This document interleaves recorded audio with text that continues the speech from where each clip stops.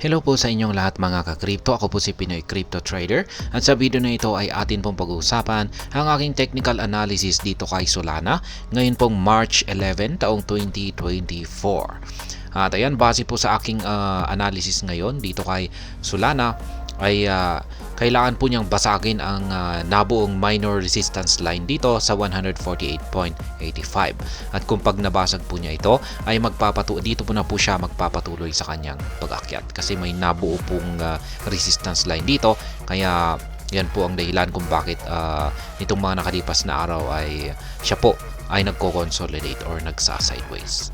Pero base po sa aking analysis ay hindi po ito magtatagal at mababasag po ito ni Solana sapagkat meron naman po siyang bullish momentum. At ayan, kung nagawa niyang mabasag ito ay gaya ng aking sinabi kanina ay magpapatuloy po ito sa kanyang pag-akyat. At ayan, bago po tayo magpatuloy ay nais ko lamang po munang bigyang linaw ang aking disclaimer kung saan ang nilalaman po ng video na ito ay hindi po ito isang financial advice. For education and information purposes lamang po ang layunin nito. Maliban po dito ay nais ko na rin pong magbigay babala na wala pong kahit anumang group chat ang Pinoy Crypto Trader. At ayan, bago po natin ipagpatuloy ang pag-technical analysis dito kay Solana, ay check po muna natin yung kanilang most recent na tweet. At ayan po ito, March 10, yung kanilang post na ito, kung saan sila po ay nag-hire ng mga developers, marketers, analysts at marami pang iba. Kaya yan, para po sa mga naghahanap ng trabaho dyan, ay bisitahin na lamang po ninyo yung kanilang website dito na jobs.solana.com. Yan, 150 na opportunities po yan. At yung kanilang hinahanap ay ayan, yung mga magagaling na developers, marketers, analyst, ayan, at marami pang iba. Kaya ayan, come build with us, Solana. Ayan, naghahanap sila ng trabaho dyan. Nagbibigay sila ng trabaho para sa mga walang trabaho ngayon o naghanap ng trabaho. At balikan na po natin ang pagti-technical analysis dito kay Solana. Nandito po tayo sa kanyang daily chart time frame. At gaya ng aking sinabi kanina, kung pag magagawa po niyang basagin ito, ang ating resistance line na ito ay dito po niya magagawang akyatin ang 175.12 na major resistance line natin. Kasi dito sa 148.85 ay hindi po natin inaasahan na meron po palang mga magti-take profit dito.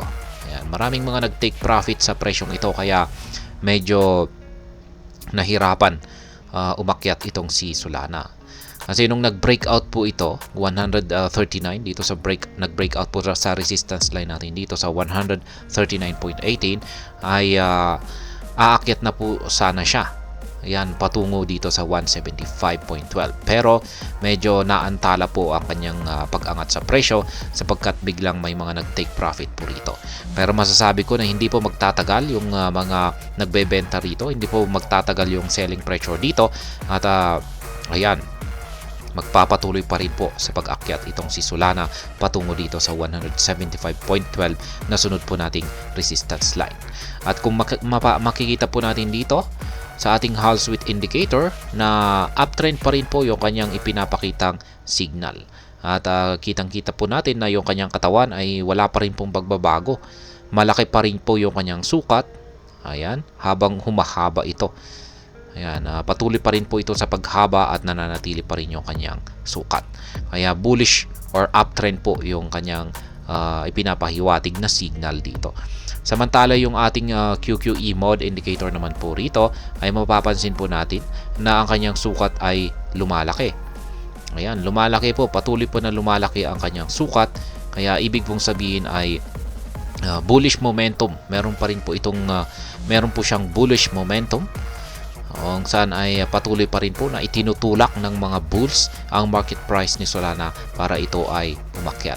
Kaya yan po yung aking mga naging basihan dito kung bakit ko nasabi na magpapatuloy lamang po sa pag-akyat itong si Solana.